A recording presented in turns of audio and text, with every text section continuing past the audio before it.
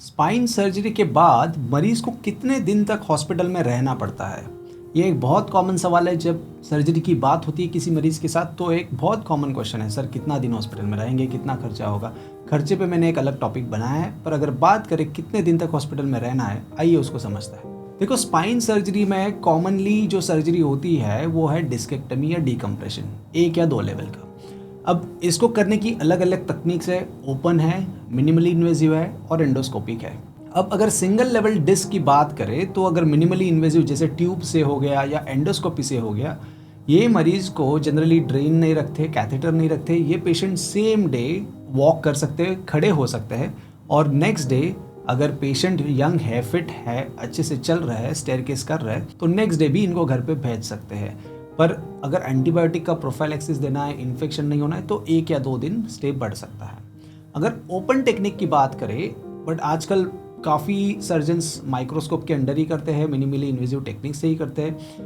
But अगर open technique की बात करें तो इसमें शायद स्टे 1 या 2 दिन बढ़ सकता है, क्योंकि अगर मसल ट्रोमा जो होता है उसमें पेन इम्प्रूव होने के लिए टाइम लग सकता है। बट मिनिमली इन्वेजिव टेक्निक या एंडोस्कोपिक में डिस्केक्टमी अगर करते हैं तो नेक्स्ट डे या नेक्स्ट टू नेक्स्ट डे, मतलब 2 दिन तक on an average you can go home, घर जा सकते हैं। अगर 2 लेवल डीकम्प्रेशन है, अगर पेशेंट फैट है, ओल्ड एज है, पहले से इतने अच्छे नहीं चल रहे हैं, फिटनेस का इशू है, डायबिटीज़ है या कार्डियक डिजीज़ है, तो ऐसे मरीज में 2-3 दिन ज़्यादा भी लग सकते हैं। तो on an average 3 to 4 days stay in मरीजों में होता है। अब अगर डे केयर सर्जरी की बात करें तो इसमें एंडोस्कोपी से डिस्केक्टमी भी करते हैं, डे केयर प्रोसीजर होता है। ये पेशेंट को ओरल एंटीबायोटिक्स या 1-2 डोसेस आईवी पे भी घर पे सेम डे पे भेज सकते हैं। वर्टिब्रोप्लास्टी एक दूसरी प्रोसीजर है जिसमें कंप्रेशन फ्रैक्चर या ऑस्टियोपोरोटिक या बोन नाजुक होने की वजह से जो फ्रैक्चर होते हैं, इसमें जब सीमेंट डालते हैं इसको वर्टिब्रोप्लास्टी कहते हैं। तो वर्टिब्रोप्लास्टी जनरली सिडेशन में किया जाता है या थोड़ा सा एनेस्थीसिया दिया जाता है। तो वर्टिब्रोप्लास्टी लोकल एनेस्थीसिया में या थोड़े सिडेशन में किया जाता है या शॉर्ट जनरल एनेस्थीसिया में। ऐसे पेशेंट्स घर पे सेम डे जा सकते हैं अगर वो फिट है। बट कई बार ये ऐसे मरीज ओल्ड एज होते हैं तो इनको छाती की बीमारी होती है, कार्डियक प्रॉब्लम्स होते हैं, डायबिटीज़ होता है, तो इनको शायद 1-2 दिन यहाँ वहाँ लग सकते हैं। बट टेक्स्ट बुक से चले तो वर्टिब्रोप्लास्टी का पेशेंट सेम डे घर जा सकता है। दूसरी कैटेगरी के पेशेंट है जिनको माइलोपैथी है या जिनका स्पाइनल कॉर्ड अफेक्ट हुआ है, जिनको चलने में प्रॉब्लम है, जिनका बैलेंस अच्छा नहीं है।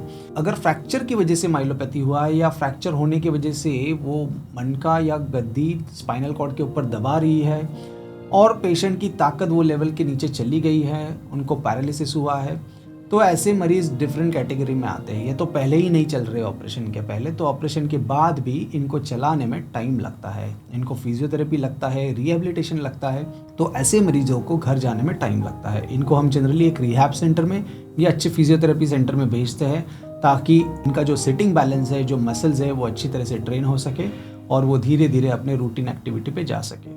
तीसरी कैटेगरी हो गई जिनमें डिफॉर्मिटी करेक्शन नाम की सर्जरी होती है। अब डिफॉर्मिटी करेक्शन में क्या करते हैं, जिनका स्पाइन टेढ़ा है, जैसे समझो स्कोलियोसिस है या काइफोसिस है, ऐसे जो मरीजों में ऑपरेशन होता है, ये काफ़ी लंबा ऑपरेशन होता है। डिफॉर्मिटी करेक्शन इसको बोलते हैं, जिसमें काफ़ी सेगमेंट्स में स्क्रूज लगाए जाते हैं, रॉड्स लगाए जाते हैं और पेशेंट के स्पाइन को सीधा किया जाता है। अब ऐसे जो ऑपरेशंस होते हैं, ये ऑपरेशन में कई बार पेशेंट को पेन ऑब्वियस है, क्योंकि इतना बड़ा ऑपरेशन है तो इनको पेन रहता है, जिसको पेन किलर के माध्यम से कंट्रोल किया जाता है और इनको अप्रोक्सीमेटली नेक्स्ट डे के करीब हम बिठा सकते हैं और खड़े कर सकते हैं। अगर पेशेंट का पेन टॉलरेबल है तो पेशेंट को चलाते हैं, बट इनमें कैथेटर होता है, कभी कभार बॉवेल मोशंस नहीं होते हैं, तो बैक पैसेज का मूवमेंट होने में टाइम लगता है और पेन इनको काफ़ी हद तक 2-3 दिन तक रहता है। तो पेन मैनेजमेंट के लिए इनको हॉस्पिटल में रखना पड़ता है। ऑल्सो इन्फेक्शन ना हो इसके लिए एंटीबायोटिक्स भी इनको 1-2 दिन तक देना पड़ता है, कभी कभार 3 से 5 दिन तक भी देना पड़ सकता है। तो डिफॉर्मिटी करेक्शन सर्जरी का स्टे ऑन एन एवरेज 5 से 7 दिन तक भी जा सकता है।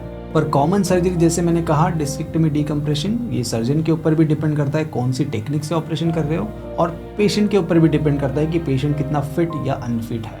अगर एक आप fit and healthy 30 year old adult की सिंगल लेवल डिस्केक्टमी की बात करें तो वो सेम डे या नेक्स्ट डे भी घर पे जा सकता है। तो आपकी फिटनेस क्या है, आपके कितने सारे प्रॉब्लम्स है, आपका सर्जन कौन से टेक्निक से सर्जरी कर रहा है, ये सब फैक्टर्स पे डिपेंड करेगा आप कितने दिन तक हॉस्पिटल पे रहोगे।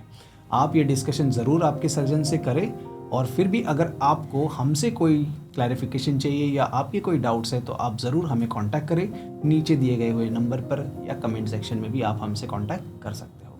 Thank you very much.